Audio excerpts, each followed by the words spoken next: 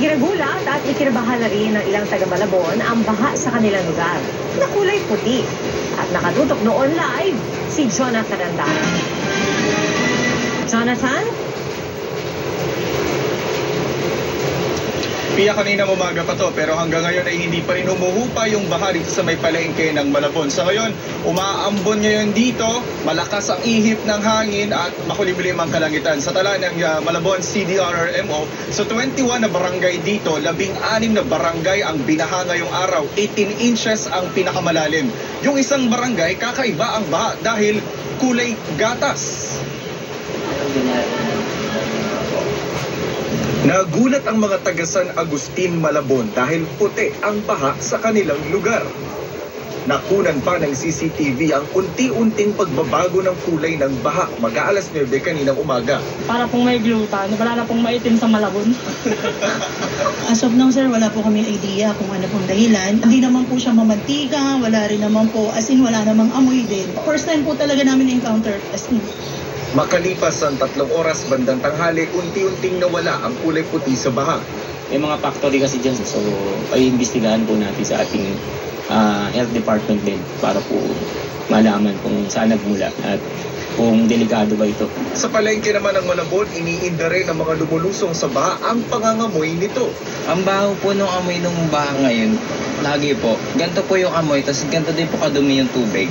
Nagkalat din ang mga basura, dahilan kaya raw tumirik ang tricycle na ito. Pumalas yung kadena.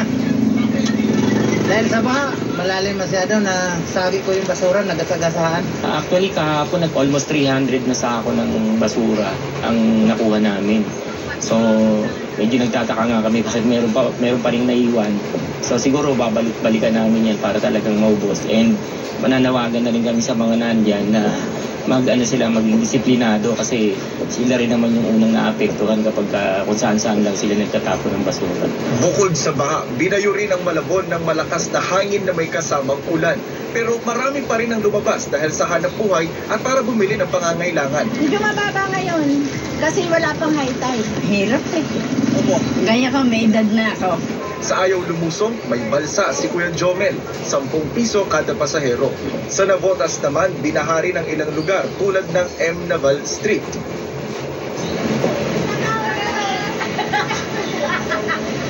Pia, sa ngayon ay wala namang naitatalang evacuees dito sa may Malabon. Wag lang aapaw yung Toliahan River na dinadaanan ng tubig mula sa La Mesa Dam. Yan muna ang latest mula rito sa Malabon. Balik sa'yo, Pia.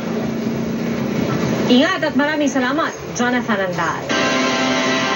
Dahil sa tuloy-tuloy na masamang panahon, bantay sarado ilang taga Marikina sa antas ng tubig ng Marikina River.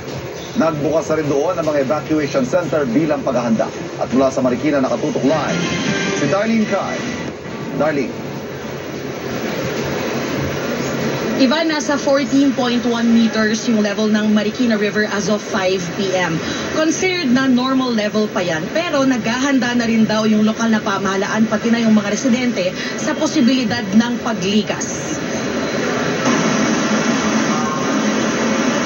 Dahil magdamag na maulan sa Marikina, maraming residente ang nakasugod sa tabing ilog para magmasid sa level ng Marikina River. Tinitingnan ko yung kung ano yung taas. Para kita ko rin kung di magbabasta rin kami in case na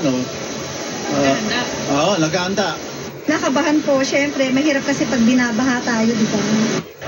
Pero mayroong nagpunta para mangisda. Mas madali raw kasing mahuli ang mga isda kapag ganito ang panahon. Yan ang tilapia ngayon dyan. Ayan, may hito. Ayan tilapia. Malaki. Mula 12 meters kaninang madaling araw, mabilis na umakyat sa 14 meters ang taas ng Marikina River bandang alas 8 ng umaga.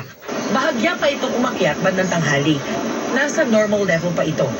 15 meters pa ang first alarm sa Marikina River. Hudyat na kailangan ng maghanda ng mga residente para sa posibleng paglikas. Kapag umakyat na sa 16 meters o second alarm ang ilog, kailangan nang mag-evacuate. Forced evacuation na kung third alarm o 18 meters ang taas ng ilog. Kahit hindi pa bumabaha, may ilang naghahanda na. Siyempre natakot na rin kami ng undoy. Naranasan na namin talagang na walang talaga kami lahat ng gamit. Nakabahan na ko eh. Malakas ang tubig. Bakit po? Kasi abot dito tubig Handa ng mga gamit kung saan na malikas. Pinakabinabantayan ng Marikina LG yung 5 barangay na unang binabaha, ang Malanday, Nangka, Tumana, Santo Niño at Jesus de la Peña. Hindi pa nagpapatupad ng preemptive evacuation ng lokal na pamahalaan, pero binuksan na nila ang 36 evacuation center sa lungsod. Kapag nararamdaman nila na any hour ay tataas at aapaw ito, pwede na silang pumunta sa mga evacuation sites natin. Bawal na ang anumang aktibidad sa ilog, kaya sinaway ng otoridad ang inabutang nangingisda. Pinaalis na rin ang mga sasakyang nakaparada sa tabing ilog.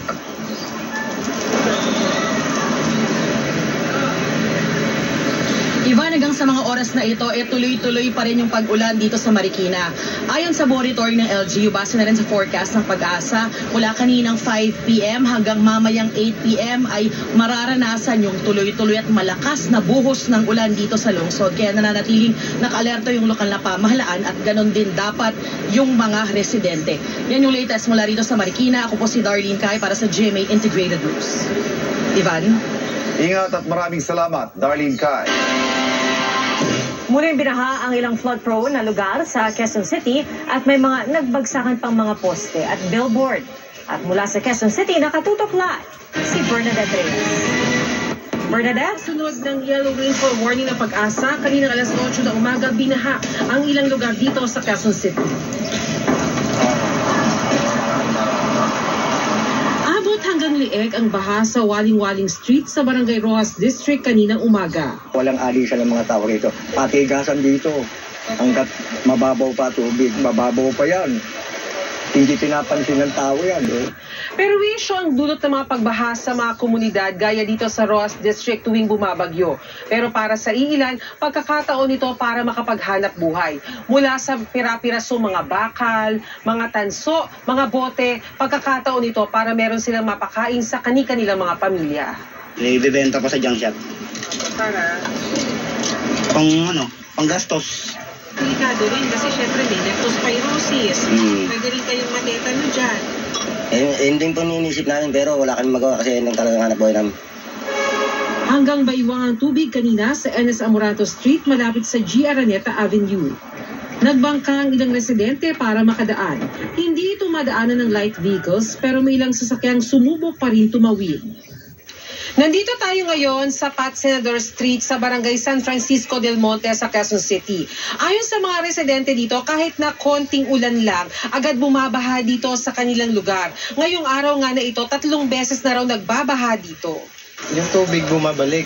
Kasi sa kabilang side na doon, ilog na.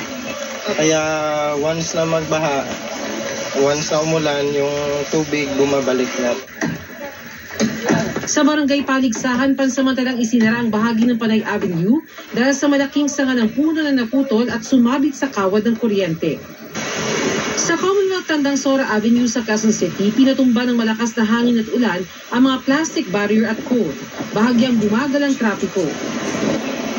Sa Katipunan Avenue, poste at billboard naman ang natumba. Sa southbound na bahagi ng kalsada, humambalang ang isang billboard. Ayon sa MMDA, 2 sasakyan ang naiulat na natamaan. Bumigat tuloy ang trapiko. Walang nasugatan sa insidente. Sa northbound, isang poste ng kuryente naman ang natumba. Fortunately, wala pong nasugatan dahil sa harapang bahagi lamang ng kotse bumagsak yung poste. Sa ngayon po, naalis na natin yung kotse at itatabi rin po natin itong poste. Ayon sa Meralco, lumalabas sa pauna nilang investigasyon na natamaan na bumagsak na billboard ang kawad ng kuryente kaya nadamay ang poste. Natanggal na ang poste at gumulong ang operasyon para maibalik ang serbisyo ng kuryente. Nagpaalala ang Quezon City LGU sa mga may-ari na ibaba ang kanilang mga billboard at itabi ang kanilang tower crane tuwing may masamang panahon. Pia, muli na namang bumuhos ang malakas na ulan dito sa Quezon City ngayong alas 5 ng hapon. Kasalukuyan namang kiniklear ngayon ng Quezon City Engineering Department ang nabuwal na puno dito sa Panay Avenue.